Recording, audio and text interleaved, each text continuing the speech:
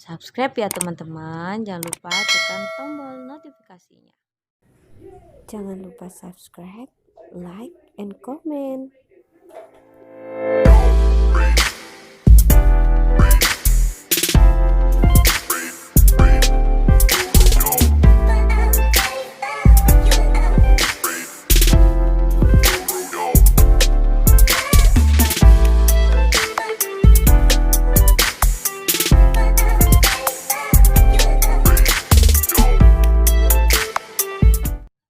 Assalamualaikum teman-teman. Nah, hari ini Fares sedang berada di Taman Museum Candi Jiwa.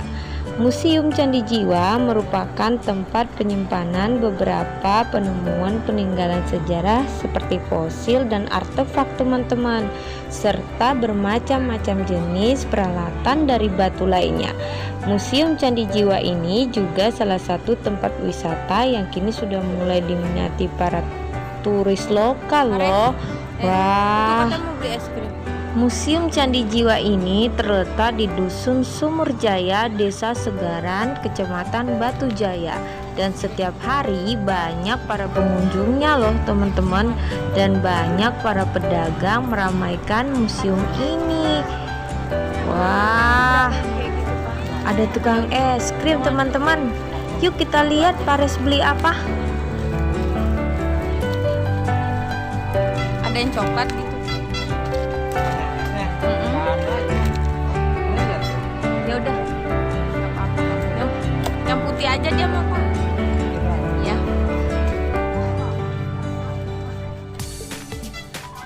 Tuh, Fares mau ini tuh, lihat. Nih.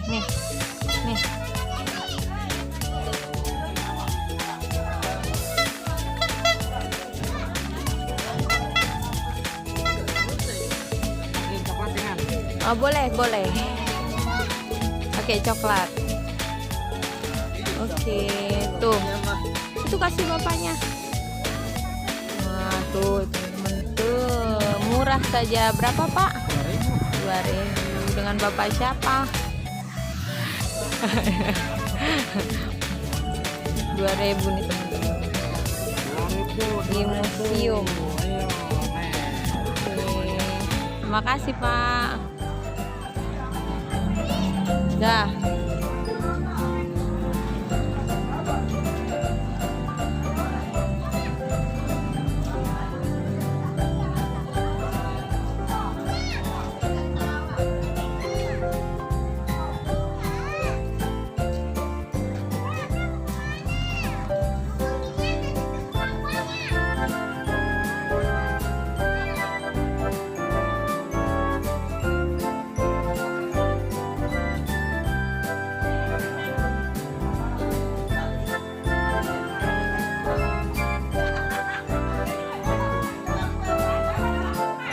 Dek. Wah, ternyata di taman museum ini disediakan mainan tradisional juga loh teman-teman, yaitu permainan engklek. Wah, Fares jadi seneng banget nih di sini.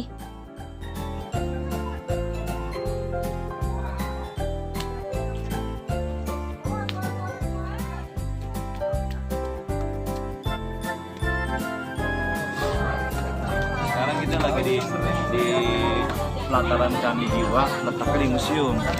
Ya, ini karena kita lagi ada acara reunian anggota luar angkatan tahun 70-an. Nah, ini sekarang kita lagi di depan perpustakaan Bincang, yang mana ini inisiatif dari Kak Arul.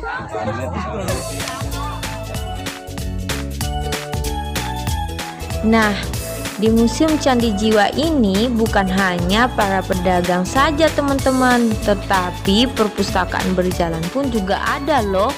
Perpustakaan itu diberi nama salah satunya adalah Perpustakaan Bincang teman-teman.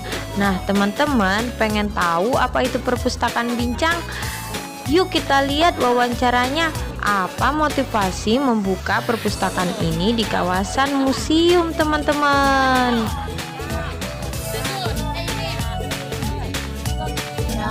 Nih, Fares sama Bunda lagi nyapu halaman. ada yang lari-larian, ada yang ngapain ya? Ngapain ya? Ini puasa. Apa namanya ini? Jangan apa kata dia tuh ya? Ini Om, ini apa namanya? Perpustakaan? Ini perpustakaan Bincang. Perpustakaan Bincang. Dengan Om siapa? Nama lengkapnya Muhammad Fahruz Zahid. Oh, Muhammad Keren, Bah- tapi panggil Ajar. Oh, panggil aja. Ini sendirian aja. Biasanya berdua, cuma yang satu sedang dalam perjalanan.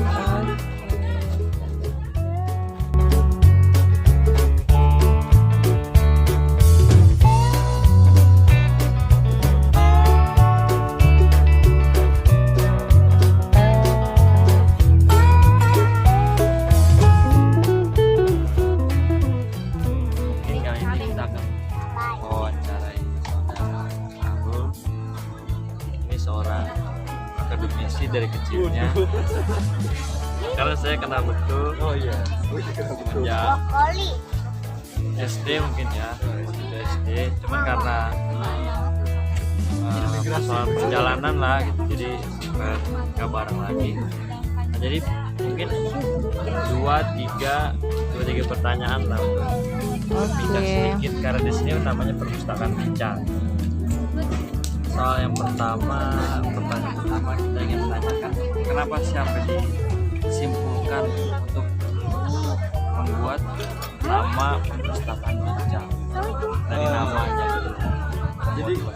Jadi kan latar belakangnya ini dulunya dibentuk 2018 dengan nama Perpustakaan Batu Jaya. Di tahun 2019 pertengahan kita ngelapak lagi, lalu ada perdebatan karena teman-teman Pagi Jaya juga ikut gitu. Kenapa nggak di nama Pagi Jaya di nama perpustakaan, diganti jadi Perpustakaan Bincang.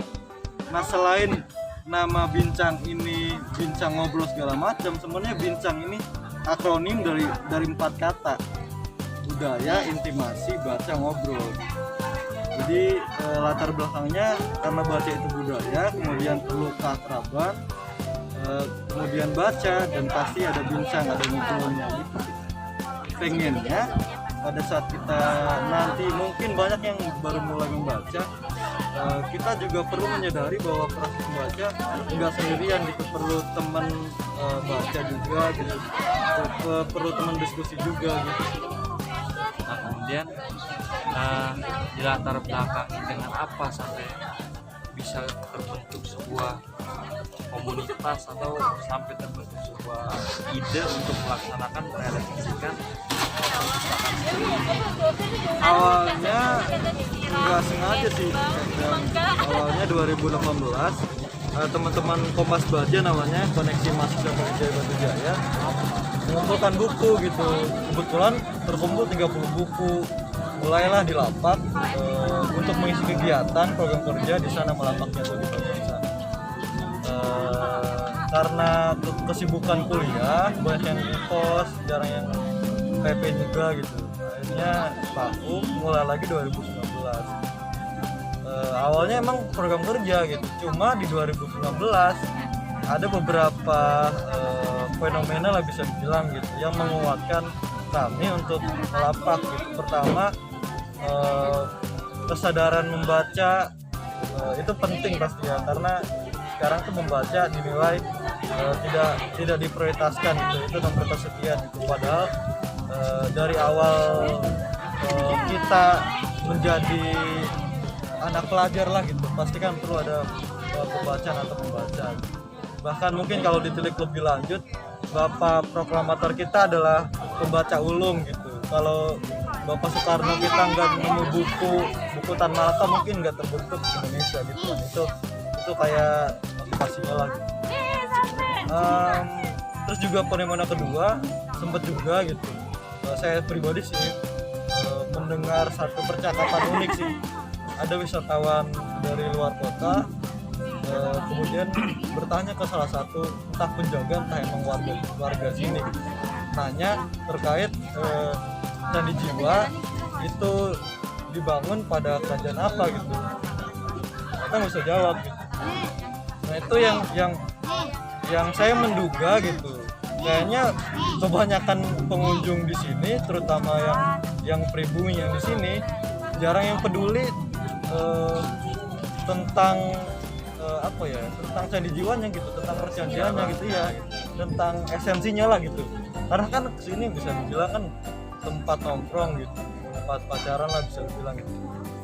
Itu kan kayak kita dikasih tempat untuk nongkrong, kita dikasih tempat karena ada candi jiwa ini, karena ada perjanjian ini, kita diberkahi tempat untuk nongkrong segala macam gitu.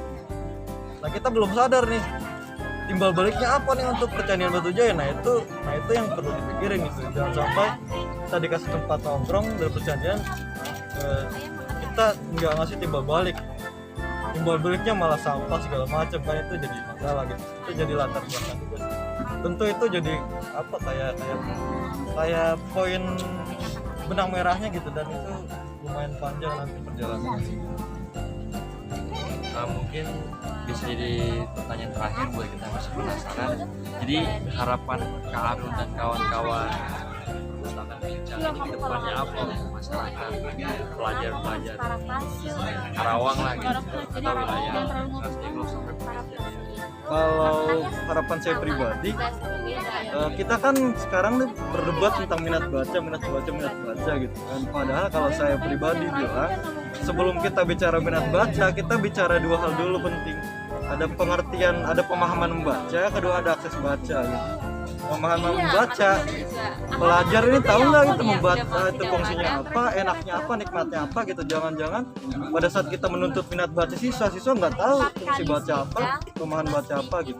Yang kedua akses baca. Nah ini Percang ingin mengisi poin itu gitu. Percang ingin membuat wahana untuk teman-teman yang mulai membaca, silahkan nih pilih secara gratis baca gitu, bisa dibawa pulang loh gitu. Intinya kita bisa belajar baca bareng-bareng gitu. Yang ketiga baru minat baca gitu. Jadi kita perlu sadar lah gitu, minat itu perlu ada aktivitas gitu di dalamnya gitu. Pada saat kita nggak minat gitu, ya memang belum mencoba gitu, kita perlu aktivitas itu kemudian baru menyimpulkan minat atau tidak gitu. Semoga teman-teman yang dari SMA gitu, SMP bahkan gitu, perlu sadar bahwa membaca itu penting gitu. Dan kita juga perlu sadari gitu, kita di sekolah itu enggak 100% belajar gitu ya. Istilahnya 50% belajar, 50% main-main gitu. Kita juga berarti ada 50% belajar nih yang belum keisi. Di luar sekolah kita bisa isi 50% main-main, 50% juga belajarnya dengan baca buku gitu. Kita bisa belajar bareng-bareng lah, bisa dibilang gitu. Oke, jadi ingat pesan dari Kak Arun tadi, minat baca terus dikembangkan, dan jangan lupa apabila mengunjungi Candi Jiwa, khususnya di Museum Candi Jiwa ini, kunjungi perpustakaan Bincang. Jadi kalian di sini bisa baca buku secara gratis, pinjam buku, bincang, tanya, diskusi, bahkan mungkin debat nanti di sini sama Kak Arun. Jadi jangan lupa kunjungi.